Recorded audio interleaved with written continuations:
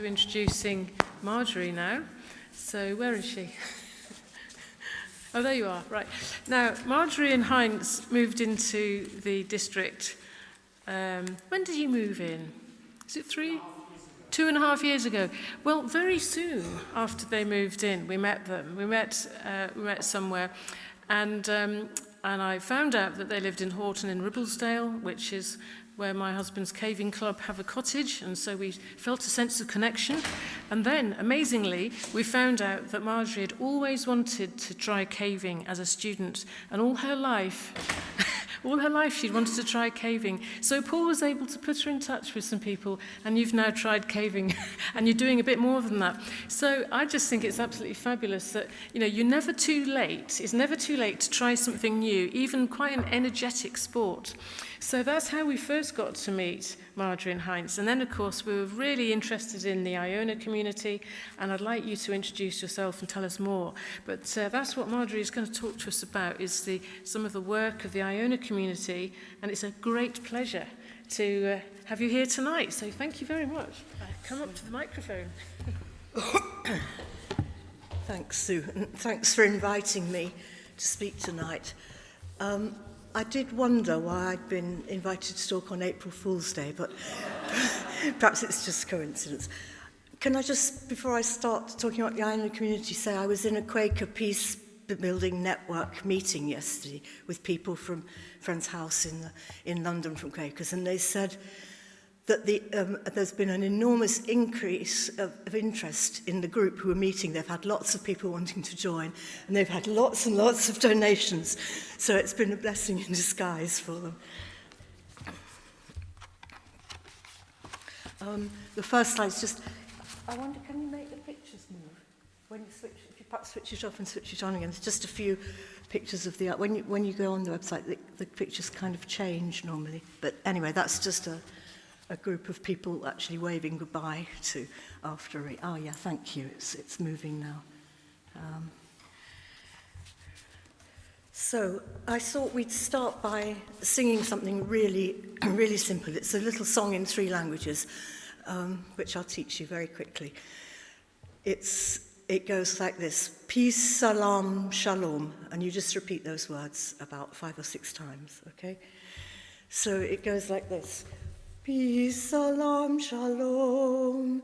Peace, salam, shalom. Peace, salam, shalom. Peace, salam, shalom. Bit higher, perhaps. I'll sing the first line, you sing it back to me, okay? Peace, salam, shalom. Peace, salam, shalom. Right, now listen and then sing it back, okay? Peace, salam, shalom. Peace, salam, shalom. Sing that. Peace, salam, shalom. Peace, salam, shalom. And then it goes, peace, salam, shalom. Peace, salam, shalom. Peace, salam, shalom. Sorry, that's from the beginning. Peace, salam, shalom. Peace, salam, shalom. Peace, salam, shalom. And put them together. Peace, salam, shalom.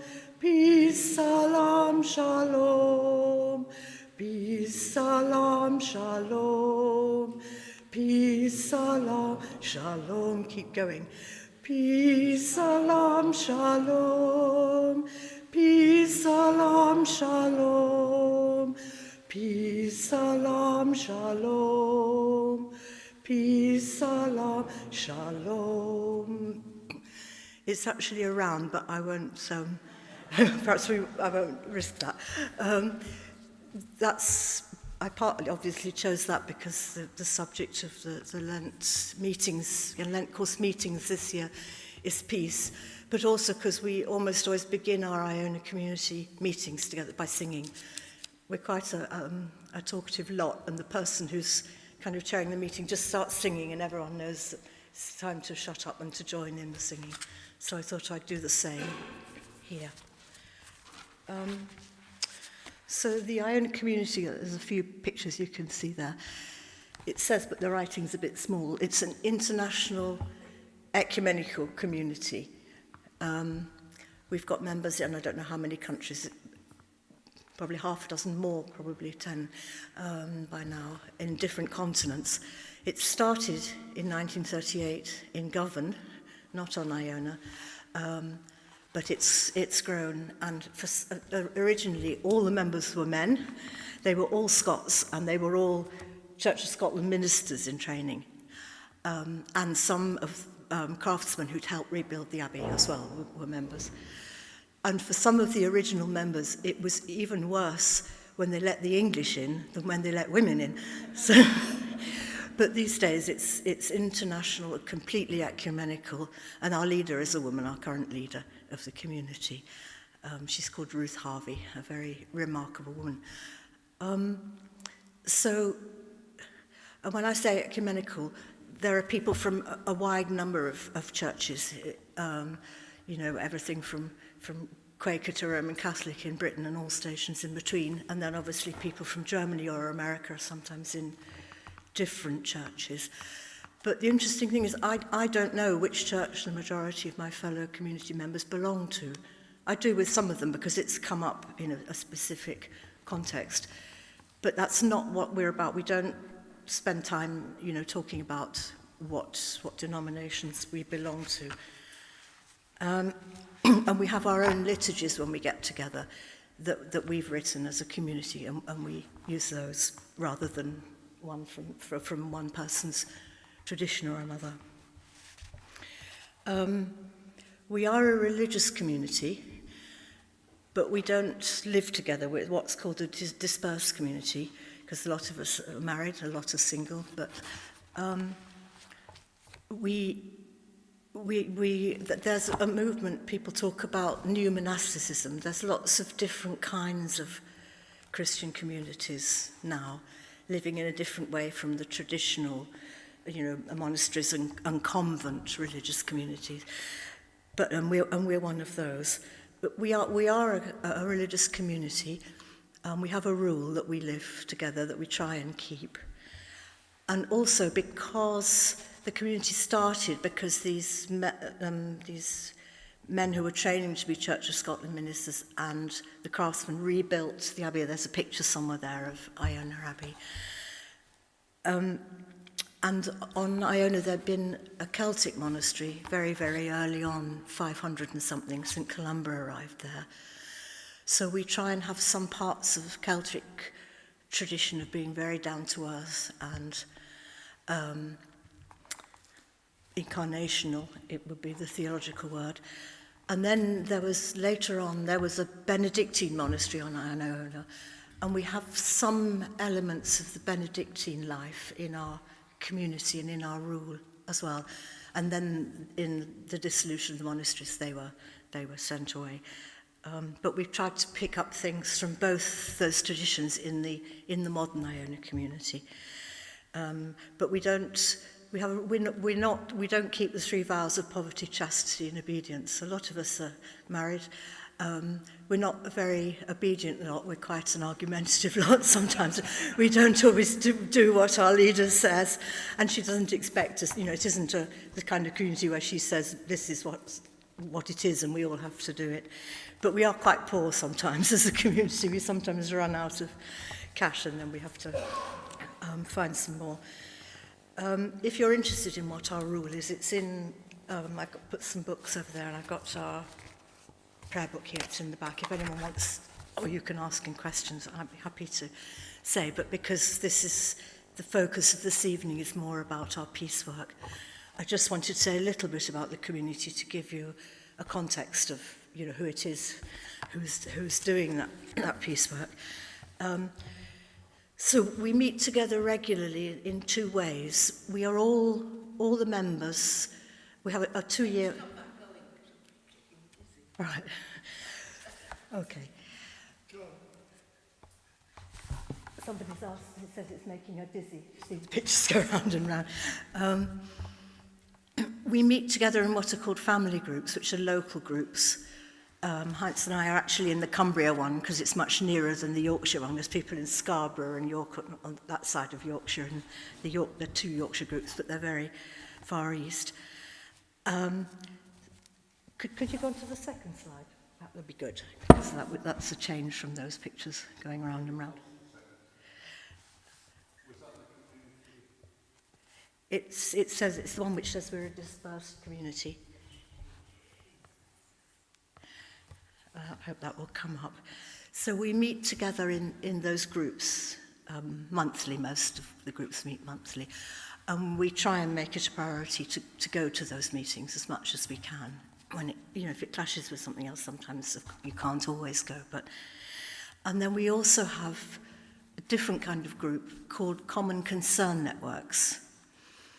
Within the community, people who have a particular interest in a specific area of work for justice and peace, or a particular issue, they meet together as well. And mostly that happens on Zoom, because we've got Americans and Germans in the one that I facilitate. So we have a Zoom meeting so we can all meet together. And then we do have larger meetings in the year sometimes as well. And once a year we have a community week when as many members as possible get together. Again, usually, it always used to be on the island of Iona. But last year, for example, the German members invited us to go to Erfurt in former East Germany, which was really interesting. And we stayed in the monastery where Luther had been a monk before he did two things. He got married and he did the Reformation. So it was very interesting to see that place, and to be in former East Germany and see what's happening there. So there's a long history of peacemaking and peace activism in the community. It started with our founder, who was a Scotsman called George MacLeod, who'd been actually an officer in the army in the First World War. And I think he got a medal, didn't he? I think he was decorated for bravery. But because of his experience of the First World War, he became a pacifist. And he was an absolute pacifist. So for him, that was central to the community right from the beginning. Then we had a wonderful woman as a full-time peace worker in the community called Helen Stephen, and we'll see an interview with her a bit later on. But she got a lot of the members involved in all sorts of things. And there was also a little group called the Faslane Horticultural Society. I expect everyone knows Faslane is where our nuclear Trident submarines are based. And they were a group of women who were members of the community who went there, and they cut the wire and went in the base, and they started planting potatoes and flowers and things, because they said that, what this base is about death, planting, producing death. So we're going to plant something that will bring life. And apparently, this was in the 80s, I think. It was very different at the base, that you could get in much more easily, cut the wire. And after a bit, a security man or an MOD policeman came along and said, what are you doing? And they said, we're planting life, as a balance to the death that those missiles will bring. And they were planting some roses, and he said, well, what's that rose you're planting? And they said, well, it's a peace rose, of course. And that group went on for a long time. They're called the Horties, but quite a few of them have died now.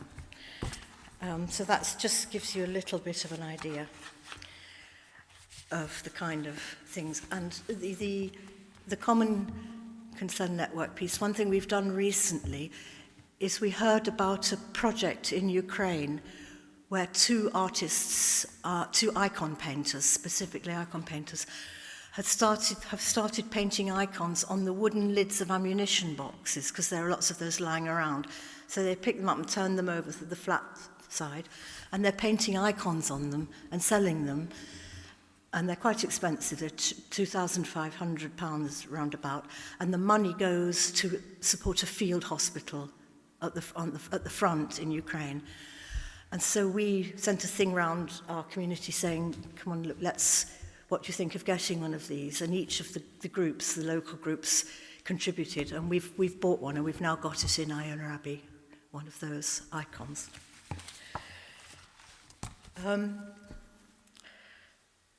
We have in our community a thing we called a justice, peace and integrity of creation commitment. It's a bit of a mouthful, but it gives an idea of, I'll just read a few of the things in it, which gives an idea of the common convictions and beliefs of people in the community. We believe that the gospel commands us to seek peace founded on justice, and that costly reconciliation is at the heart of the gospel. We believe that work for justice, peace, and an equitable society is a matter of extreme urgency. We believe that the use or threatened use of nuclear and other weapons of mass destruction is theologically and morally indefensible, and that opposition to their existence is an imperative of the Christian faith. And there is actually a man who was a naval officer who was very, very keen to join the community and wanted to join, but he couldn't because he couldn't make that commitment. There are some boundaries of, people have to be committed to these principles if they want to join. And he said, because of my job, I might have to be involved in a nuclear attack with a submarine. So he's been an associate member of the community for many decades.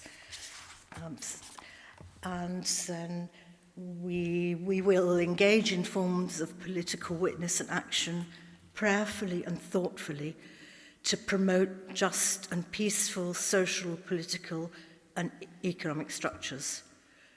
We will work for a policy of renunciation by our own nations of all weapons of mass destruction, and for the encouragement of other nations, individually or collectively, to do the same. We will support and promote research and education into non-violent ways of achieving justice, peace, and a sustainable global society. So that gives you some idea of the kind of priorities of the community. So to go on a bit to these common concern networks, it should be on the slide. Can you run down the slide a bit, if possible, if it's the right one? Was the second one? Oh yeah, that's the second one. If you go down a bit, just slowly, gently, you'll see the title is one eco. That's obviously about the climate emergency. I can't see, but you can see what's coming up. And at some point there'll be one that says peace building or peacemaking. Its full title is Reconciliation, Peacemaking and Disarmament. That's a bit of a mouthful, so we just call it peace. And that's the one that I am the moderator of. And as I say, we organised the community to get one of those icons.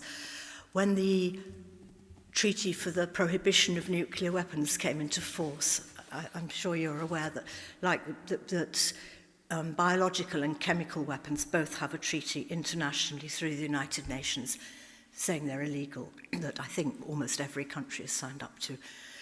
There's now one saying that nuclear weapons are equally illegal because of the horrendous humanitarian consequences of using them, and also ecological consequences.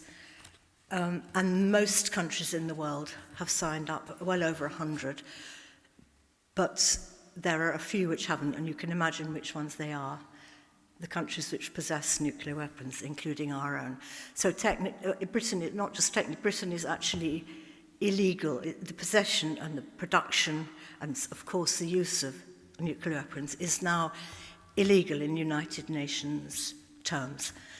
And we had we encouraged all the members of our community and anyone else that they could persuade to do it, to write to their RMPs and ask them to at least go to the meetings about that treaty as observers, just, not as a first stage, not saying please sign it now, but just go and listen to what's happening and what's being proposed. But they boycotted it. They didn't go, the British government.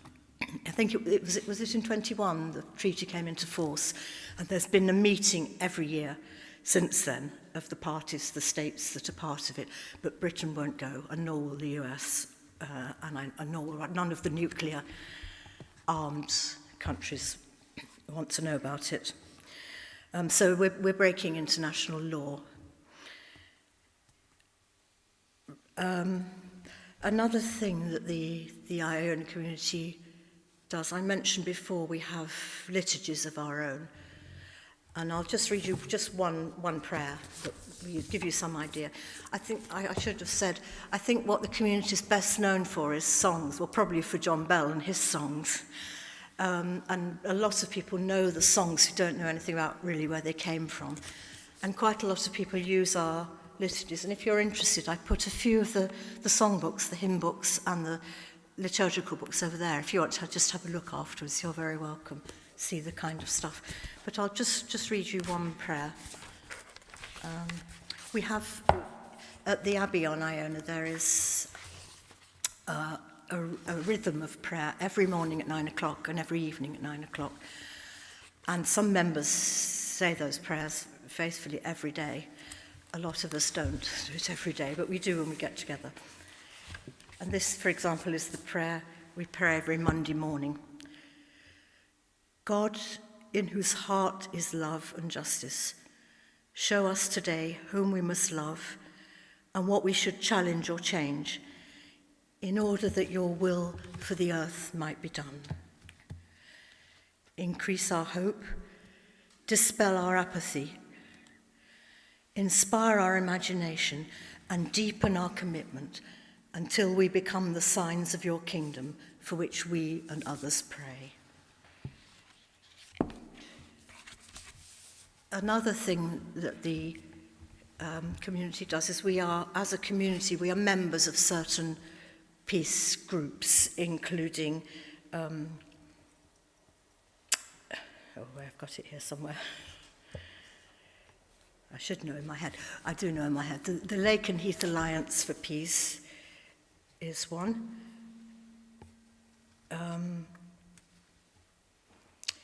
XR Peace, part of the XR Extinction Rebellion movement.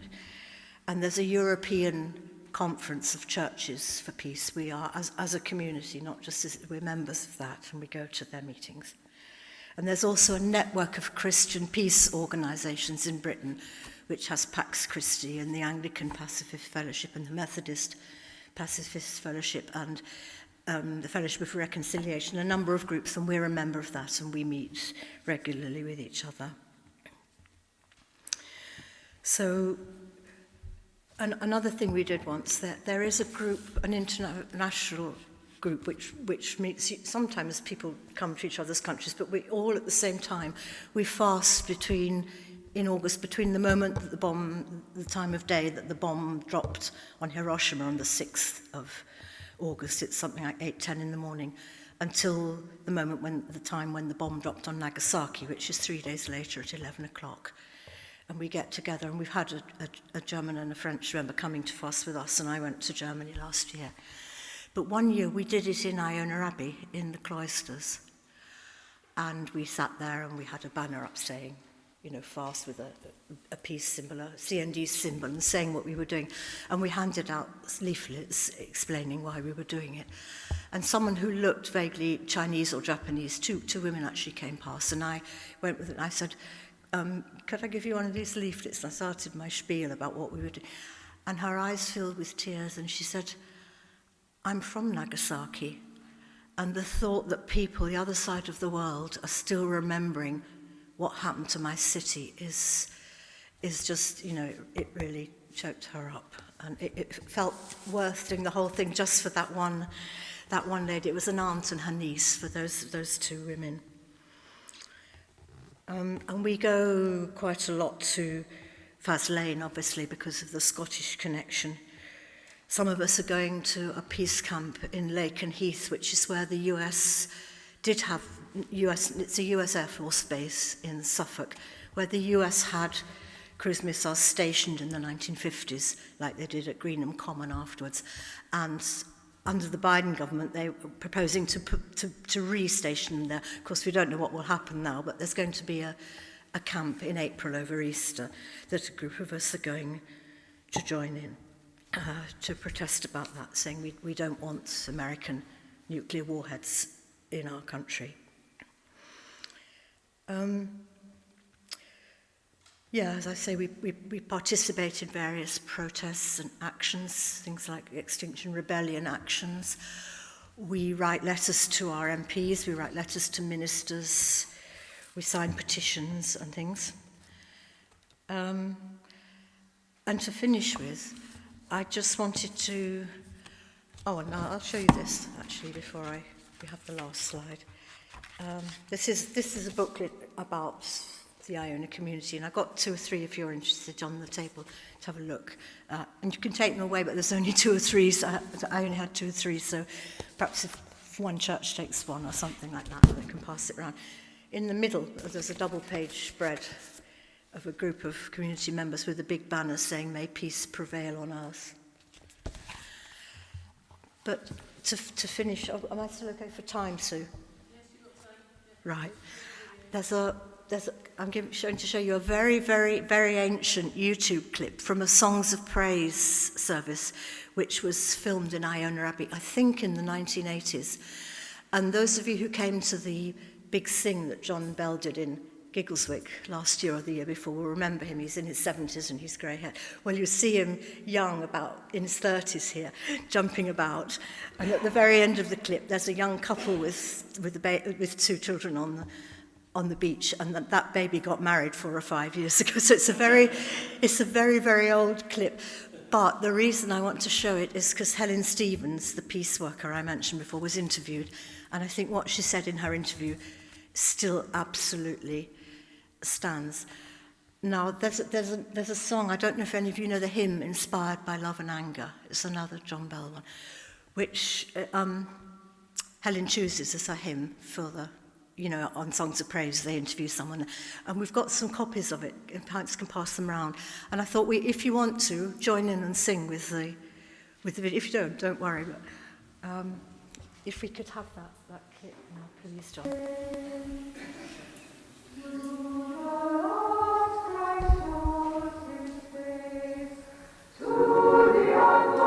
It's just the end of the song.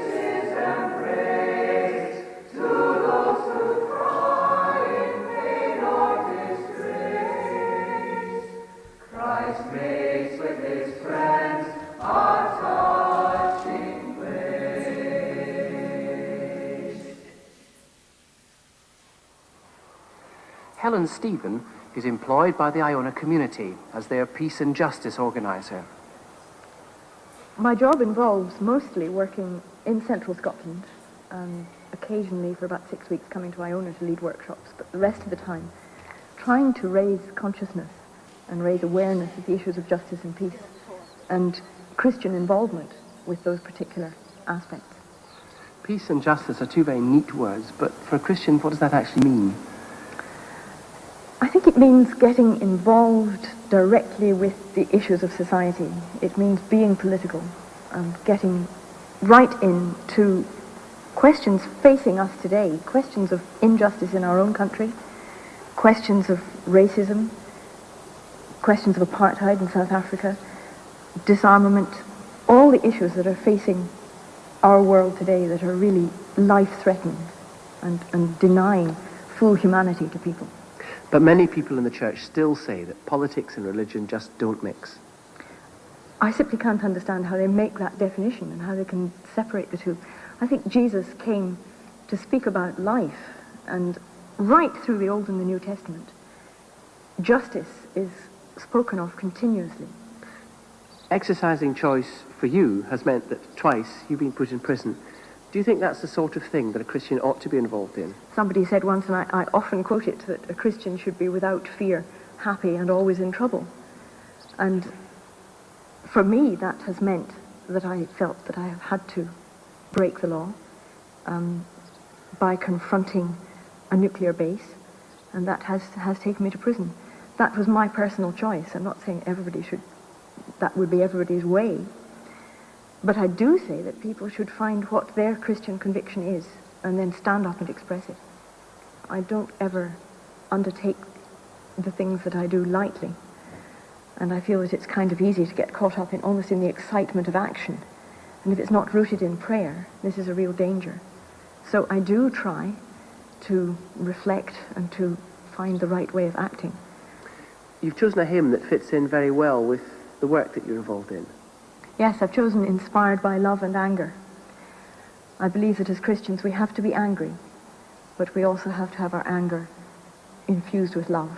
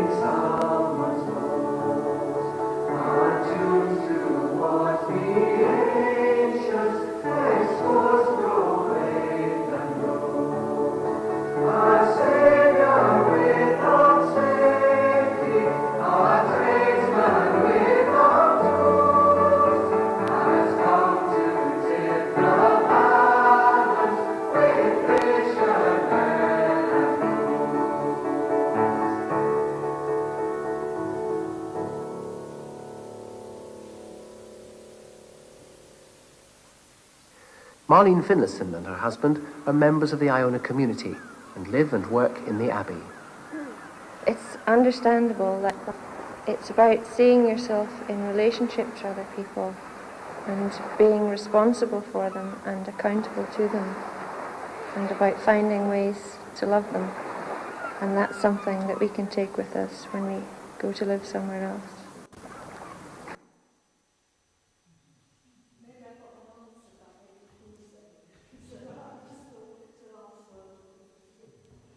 Thank you, Marge.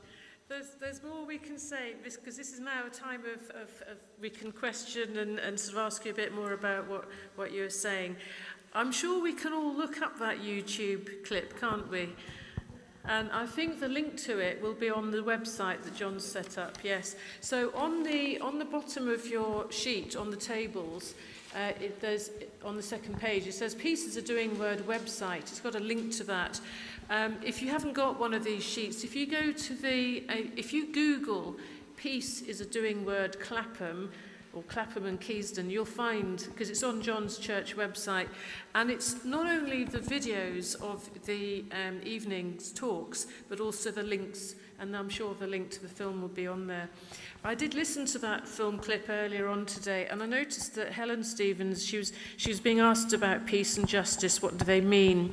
And she was saying very clearly that politics and religion do mix, because often people say they don't, but she was being asked, should a Christian be put into prison for their actions? Because she's been put into prison twice at that stage. Maybe she's been arrested more often since then, I don't know. And I was very struck by what she finished with saying. She said, find what your Christian conviction is and stand for it. And that seems to be what motivated her. And I thought that was a very clear message. She believes that we have to be angry, but for it, our anger has to be infused with love, which is what led on to that hymn. So I don't know if you want to say any more about what was motivating her, Helen, or, you know. But so how wonderful to have a full-time peace worker. You know, I'm not sure any of they haven't anymore. Okay, well, they did in those days, which was great. So, would any of you, do you want to come up and stand here, Marge? Because has anybody got any reflections or questions about what Marge was saying, about the Iona community's peace work, or anything else that's come to mind during what she was saying? So, any questions or reflections? Can I just make a comment? Yes. Just a minute. Yeah. So Pam is a Methodist, so yeah. The Methodist Church has something called the JPIT, the Joint Public Issues Team, Yeah. and they address all sorts of things, but peace is one of them. So it's a similar I think thing. that's with Yeah. other churches, isn't it? Isn't it with together with the URC and other I churches? believe so. Yeah. Yeah. So something like the Common Concern Network that the Iona community have. Yeah. Any other reflections on what you've just heard? Yeah, Marion. I went to Iona a few years ago, and one of the things about your Iona community that struck me is there's something in there about you hold each other accountable. Could you just say a bit more about that? Because I was quite fascinated by that as an idea. That's part of our rule. It's not specifically to do with peace work, but there are 4 things in the rule. One is that we should daily pray and read either Christian scriptures or other nourishing, spiritually nourishing. It doesn't have to be reading, it can be looking at a film or whatever, but we should be feeding ourselves spiritually. The second one is we all have to be involved in some sort of justice and peace commitment. And I mean, everyone interprets that in a different way. It's as wide as looking after an old person or going to Faslane and being, there's a whole range of things that people decide for themselves what is justice and peace. But the third one is we account to each other for our use of our time, our resources and our money. And that was one of the reasons I joined the community, because I'd been in various other church house groups, and I'd been in Charles de Foucault groups and in Taizé cell groups and things, and you prayed together and you ate together and you talked, about your lives. But I'd never been in another group where you shared with the other people what you earn and what you spend it on. And the reason for doing that isn't, we don't tell each other what to do and what we should or shouldn't do, but it's to become aware of what you are spending your money on. And there's a kind of process that we go through, that we decide together in the group what's essential spending, like obviously your rent and your bills and your food is essential, and some things which are obviously not essential. But then there's interesting questions like, is the car essential? Is a mobile phone essential? Is it? And we have those, obviously a car is essential if you live in Southside, you've got to have one. But if you live in London, you don't need one really. So, and it can change during your life what's essential and what isn't. For one person, it can change.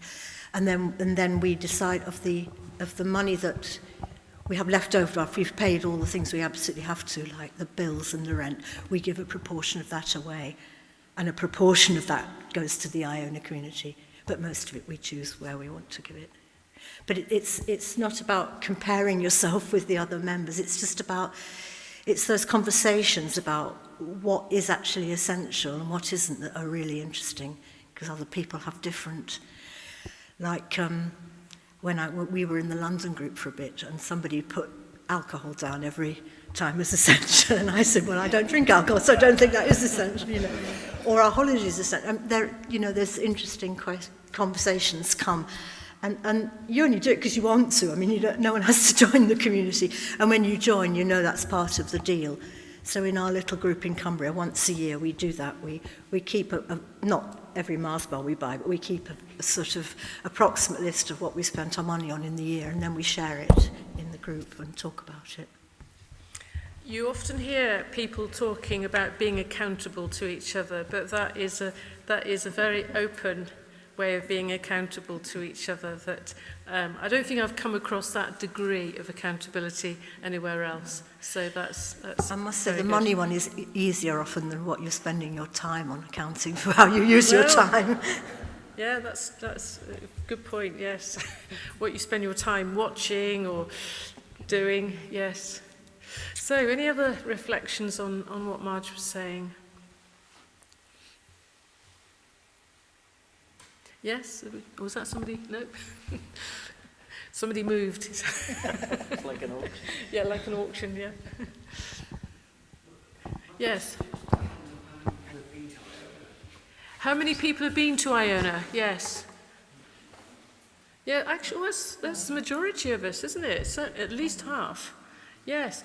And was that were you going on a pilgrimage, or was it as a holiday maker? Or so who's gone on a pilgrimage? Yeah, John's been on a pilgrimage to Iona. Yes, and yes, a few more. Who's been as a tourist? Yeah. And who's been to the Abbey? To stay. To stay, or to go to a service at the Abbey? Yes. Yeah. You led communion there? Twice. Wonderful. Oh. And of course, you've done that quite a bit, Heinz, haven't you? So Heinz was warden, weren't you, on Iona, at the Abbey, for quite a few years. Shall we pass you the microphone? He's my worst half. Oh. Other half. Yes, we actually lived on Iona for 5 years, and for 2 of those years I worked as warden at the Abbey. And that was during the time we were refurbishing the Abbey, so we didn't have any guests staying. But I must say, I've never worked as hard as those 2 years. I usually started at 8:30 and it didn't finish till 10:30 at night. I did have an hour's lunch break. But the fascinating thing was, unusually, there were many members there because they were all helping to save the community money by doing things ourselves. And the ethos that was there actually carried the life. And that was the most intense community I've ever lived in, I must say. And it was quite difficult to leave. The other thing was, when I finished working there, we had a lease in a croft, and that was when COVID started. So we had the island to ourselves for more than a year, because normally there's 120,000 tourists come there, and there was nobody, and that was absolutely fascinating. Very, very good. That must have been a treat, yes, because my experience of the island is, as soon as the coaches arrive with the tourists, it's very, very busy. Any more comments, reflections, questions? How many members are there? There's about 290, I think, at the minute, aren't there, full members? And we've got a young adults group, which is growing. There's about over 40 young adults, which is great. And then we've got about 2,000 associate members who can keep as much or as little of the rule as they like, but they give us money, so that's good. And then they get the magazine, and they're interested in the community, but they don't commit to the meetings and the rule in the same way. Heinz just said there were 6 members, which is unusual. It's always very confusing because there's Iona Abbey and there's an Iona community, and you'd think the community lives in the Abbey, but they don't. We live all over the world. And usually the warden is a member, but not necessarily. Sometimes there's been an associate member. Sometimes there are no members of the community living at the Abbey. But the community employs a group of people to welcome people for the week and to run programs for them, paid staff and then volunteers as well. So we employ people to offer hospitality on our behalf at the Abbey. And it was unusual to have 6. There were 3 couples, weren't there? We were 3 couples who were all members, just happened to be there when we were there, which was lovely because we could get to know each other and live community life a bit together. Thank you so much. It's time to... Oh, all right, Pam, one more. Yeah. Could you say something about how the Govan team, the Wild Goose team in Govan, connect with the Abbey? Yeah. How much are they one, or are they just two? No, the Wild Goose Resource Group is a group of full-time people who go around helping people to sort of think about their liturgy and the kind of officials that are trying to help renew the church, you know, with doing things in different ways. And John Bell worked for that group. And there's also the Wild Goose Publishing Company, which all those books were published by. But they are part of the community. I mean, I think they probably have a legal status as a company that publish, but it's all part of the Iona community. And that's far wider, has a far wider contact than actually the community does, the publications and the songs. Yeah. Thank you.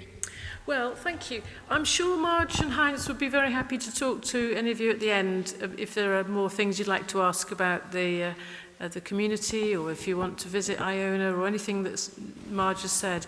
But now it's time to move on to John. John's going to tell us a little bit about the Four Corners Festival, so I'll hand over to him.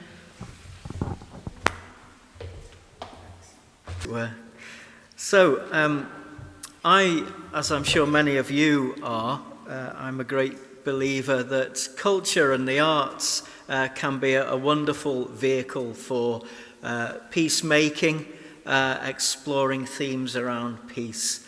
And I thought you might be interested to hear a little bit about an arts and culture project based in Belfast, which very much engages the people of that city to come together and to try to work together to work out ways of how they can transform it for the peace and the well-being of all, as they put it on their website.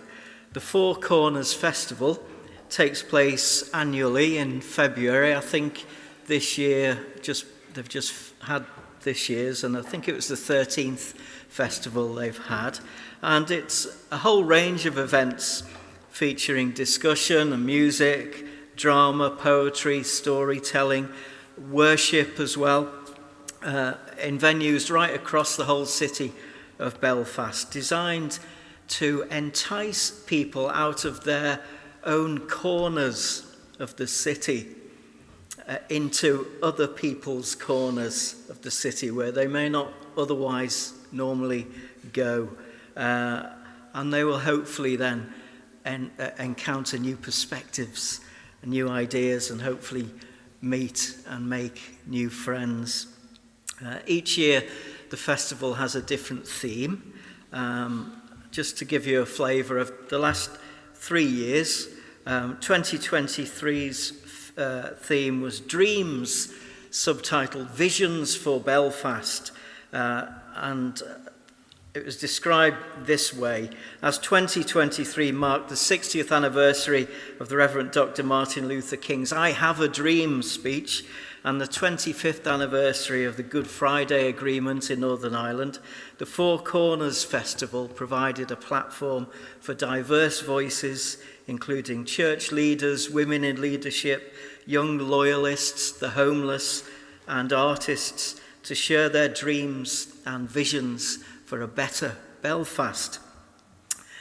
And then in 2024, the theme was Our Stories Towards a Culture of Hope.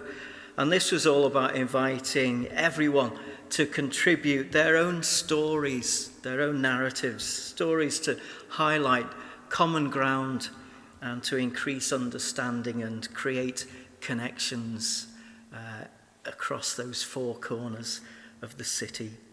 And then there was Home, which I think we've got the logo for, which is this year's festival theme. Home ? Which explored the profound meaning of home in Belfast. The festival created spaces for all to feel at home, to overcome barriers and to imagine together what it means to build a home that welcomes everyone. So let's just give you a little flavour of the different ways they approach this whole theme of building peace across the city. But how did the Four Corners Festival begin? Two men particularly were key initiators of it. One was a friend of mine who is a Presbyterian minister in Belfast, whose name is Steve Stockman, and the other person is Roman Catholic Father Martin McGill. And we're going to hear them describe how they got together in the first place and how they started the festival. A short video.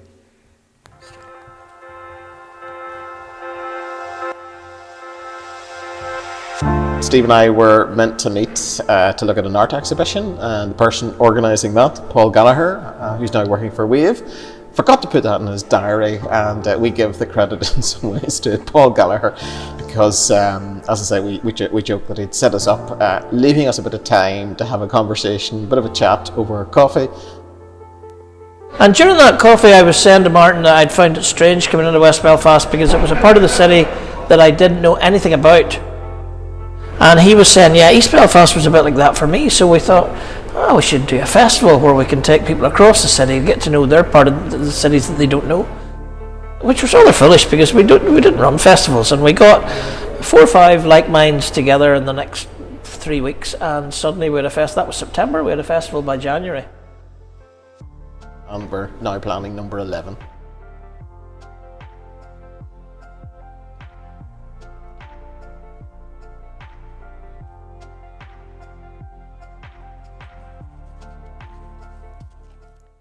So that was obviously filmed a couple of years ago, because we're on to 13 now, planning number 14, I guess, as we speak. So 2 men brought together by chance, but obviously they were going to meet together to see an art exhibition together anyway, already doing something important to the Four Corners ethos, which was building relationships. And that's really at the heart of the Four Corners Festival, building relationships and fostering peace within Belfast City. The festival has evolved into a platform that champions what they say is the transformative power of human connections. Whilst having this strong emphasis on relationships, the Four Corners Festival believes that genuine understanding and lasting peace can only be cultivated through meaningful interactions. It is, they say, a catalyst for camaraderie. I quite like that. It is about challenging prevailing mindsets and reshaping perceptions about the city and its inhabitants.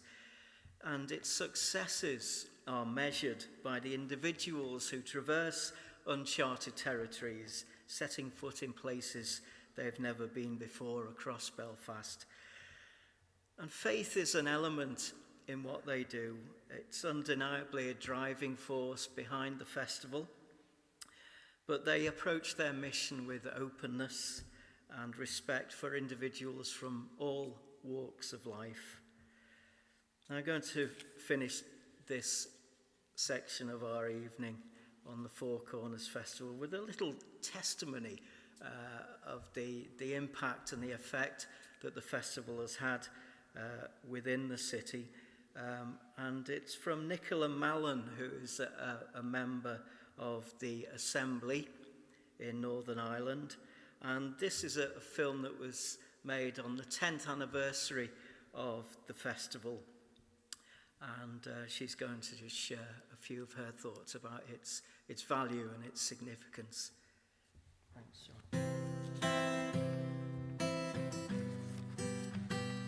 My connection with the Four Corners Festival goes back many years, but I suppose my strongest bond really began when I was the Lord Mayor of Belfast. During that time, I was able to host and participate in a number of events, and it really meant a lot to me during that year. The object that I have picked is this family portrait. This has been drawn by my oldest daughter. She's now 6, but she drew it last year. And she actually drew it without my knowledge inside one of my workbooks. And I just discovered it by chance when I was in work one day. And when I spoke to her about it, she said that she had drawn it so that when I was away at work and I was missing them, that it would make me happy and make me smile. And as you can see, she's drawn all of it. So my husband's there with beard and the rather large stomach, so that's pretty accurate. I've got my second oldest daughter, Orla, with the curly hair, the youngest, Emmett. This is Elena, and then obviously this is me. And why, for me, this connects with the Four Corners Festival is that it's all around connection. The Four Corners Festival is about connecting people right across our city and bringing them together, and there's no stronger connection or bond than a family. But also the Four Corners Festival is about trying to build a compassionate society, a society that's really inclusive, and that's the type of society that I want my children to contribute to. It's the type of society that I want my children to grow up in. And I suppose just like this picture gives me hope and really makes me smile. The Four Corners Festival and all that it stands for, its vision, its ethos, what it's trying to do in terms of transforming our society gives me real hope.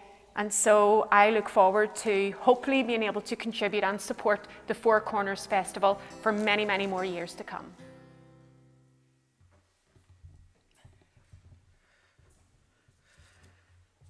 So we're going to return to the Four Corners Festival at the end of our time together shortly with our closing reflection, which is based on one of the events that took place in Belfast during the festival this year, which was the creation of a peace loom.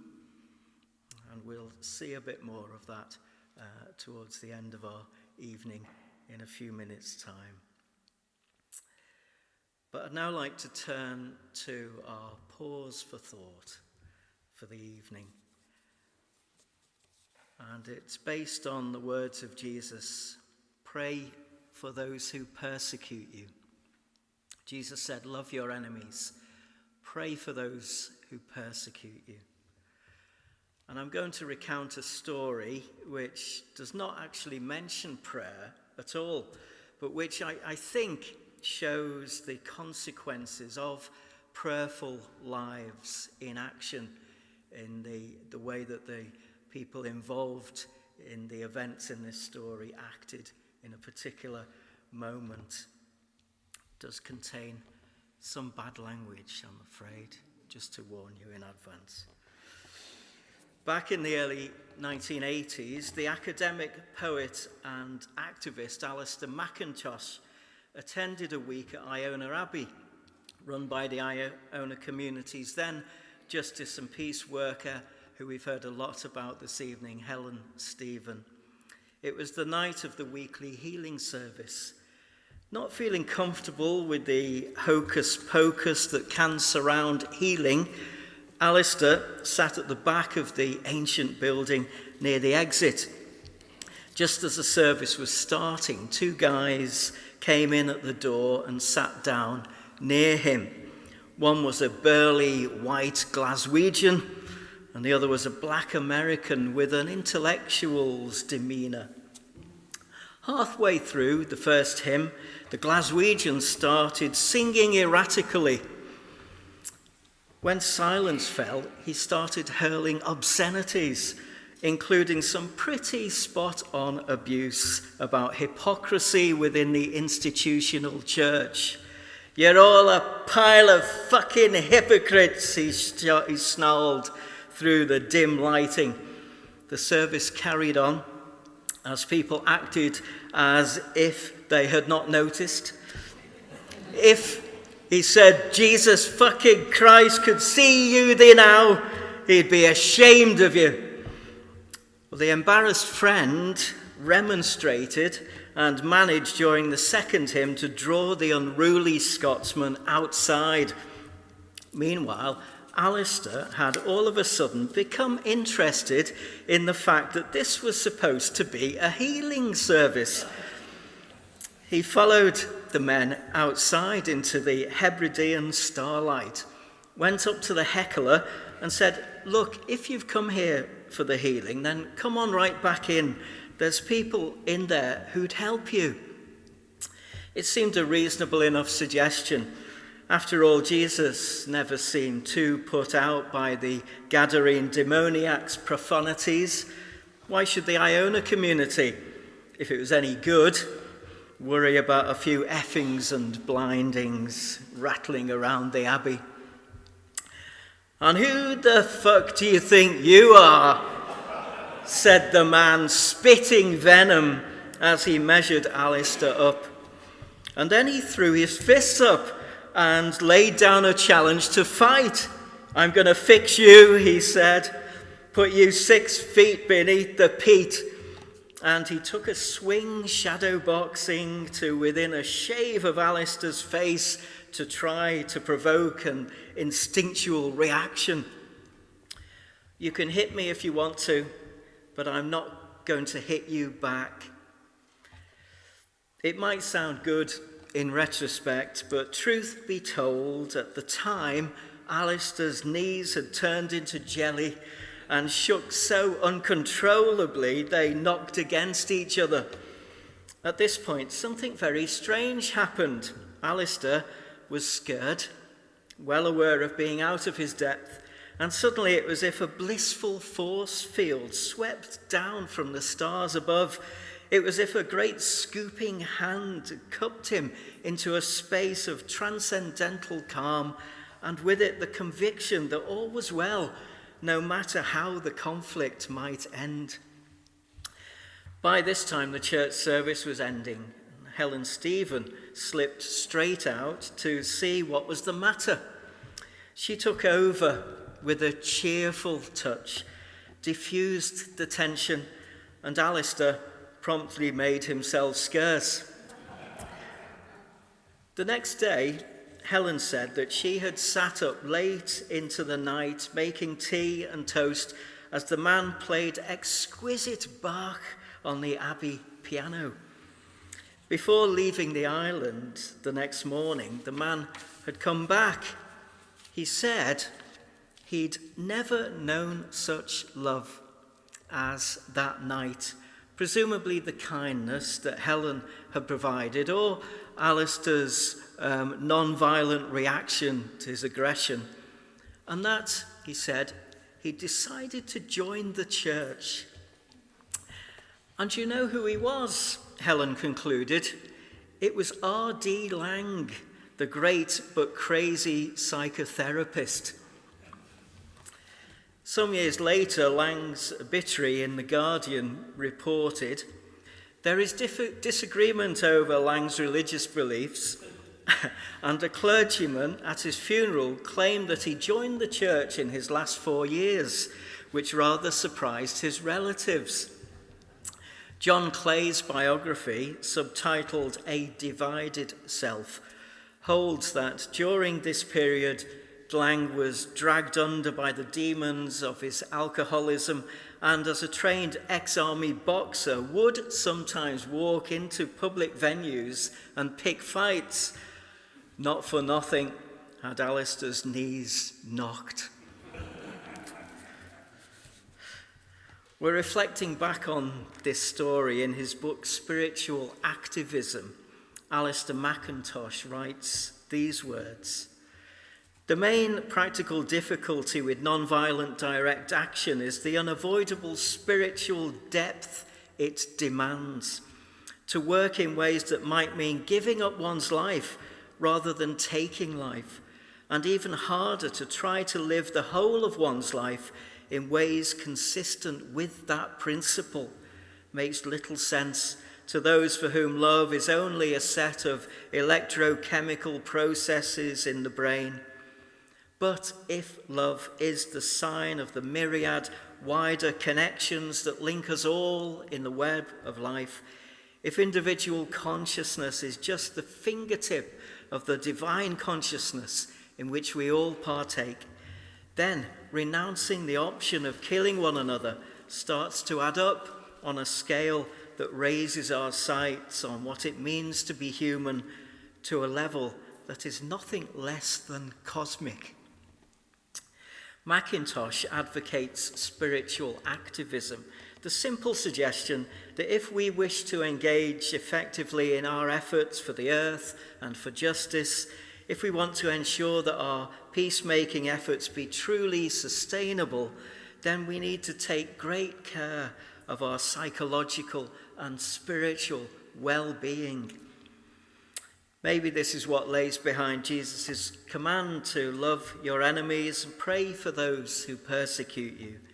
The need for our actions for good in this world to be underlaid by prayer, constant, devoted prayer and related spiritual exercise. Now we may practice prayer as intercession, perhaps taking the advice of the peace activist Jim Forrest, who recommends that we make a list of our own enemies and pray for them. Forrest warns us that this may uncover names from our distant past, people we've never forgotten for the pain that they caused us, and just as striking, some people on our list who we avoid because we hurt them.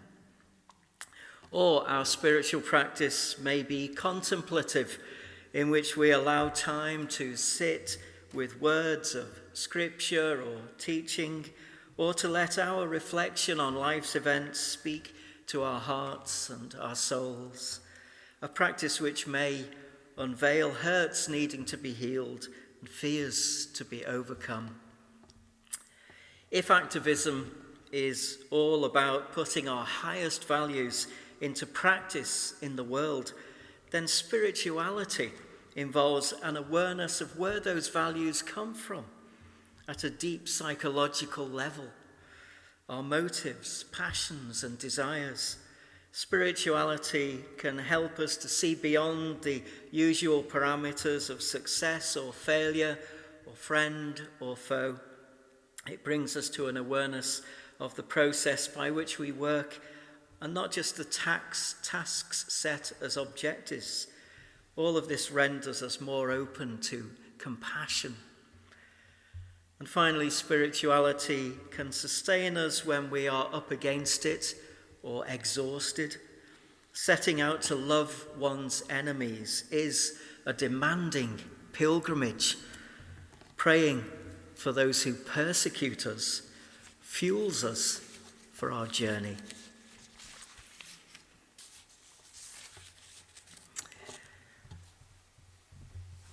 A few quiet moments to end our evening.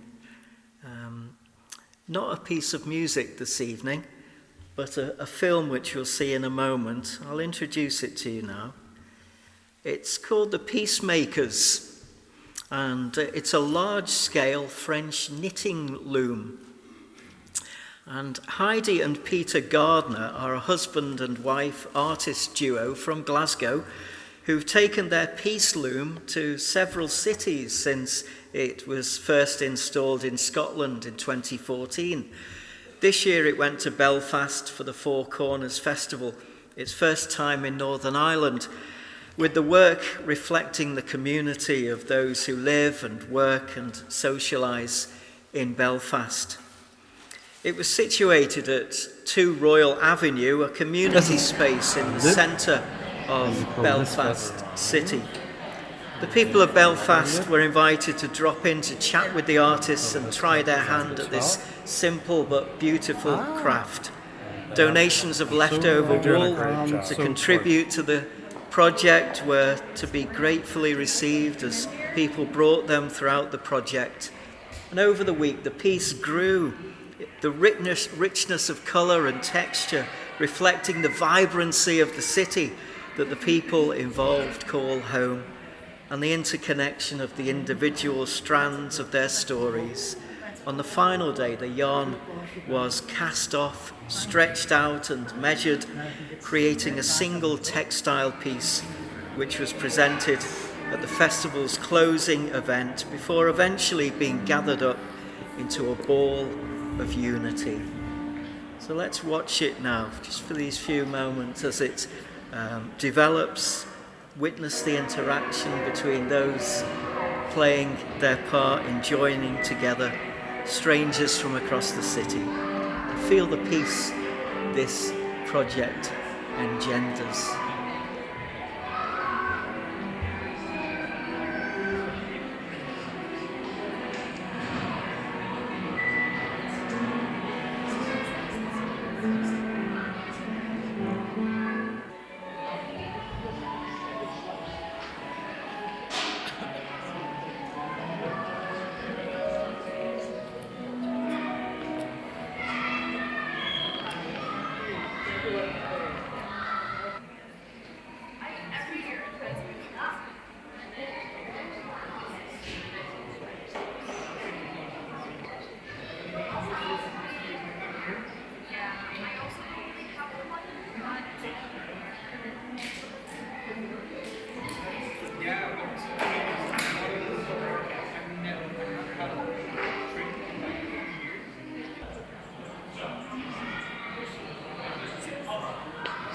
the lurex glitter as usual. A bit of sparkle for the end.